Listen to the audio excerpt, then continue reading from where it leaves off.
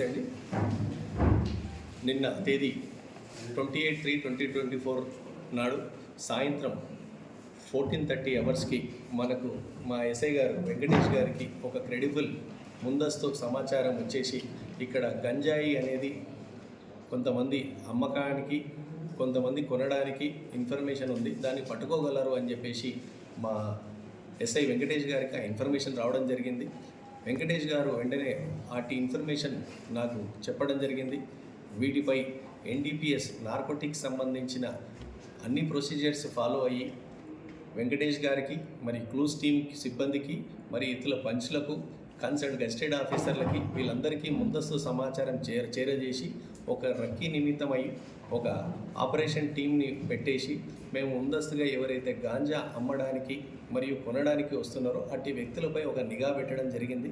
ఇటు నిఘాలో భాగంగా నిన్న సాయంత్రం సుమారు 18:30 గంటలకు మనకు ఇద్దరు వ్యక్తులు, అందులో రాజా సింగ్ సన్ ఆఫ్ అశోక్ సింగ్, ఉప్పు లోకేశ్వర్ సన్ ఆఫ్ వాసు, వీరిద్దరి దగ్గర మనము సుమారు 3 కేజీల 200 గ్రాముల గంజాయి పట్టుకోవడం జరిగింది.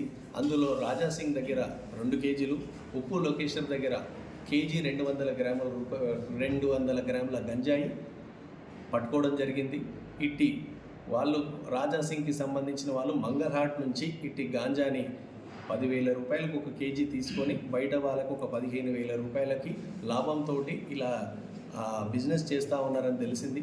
ఇట్టి రాజా సింగ్ కానీ ఉప్పు లోకేశ్వర్ కానీ ఇట్టి కేజీ గాంజా ప్యాకెట్స్ని 50 గ్రామ్స్ గాంజా ప్యాకెట్గా మార్చి ముఖ్యంగా ఇబ్రహీంపట్నం, ఆదిబట్ల, వండర్లా, కొంగరకలన్ చుట్టుపక్కల ఉన్న విద్యార్థులని టార్గెట్ చేస్తూ ఏదైనా వండర్లా లాంటి పబ్లిక్ ప్రదేశాన్ని విజిట్ చేసే ఎక్కువ మంది ఏవైతే ఉన్నారో వాళ్ళని టార్గెట్ చేస్తూ 50 గ్రామ్స్ ప్యాకెట్ని రెగ్యులర్గా సేల్ చేసే విధంగా కొంతమంది యూత్ని పక్కదారి పట్టించి వాళ్ళకి యూత్కి ఈ గాంజా సప్లై చేసే విధంగా ఇవన్నీ కూడా వాళ్ళని టార్గెట్ చేసే క్రమంలో ఇటు గాంజా ప్యాకెట్స్ అన్నీ కూడా సేల్ చేసే క్రమానికి వీళ్ళందరూ కూడా ప్యాకెట్స్ని రెడీ చేసి వీళ్ళకి అమ్మే క్రమంలో చేశారు.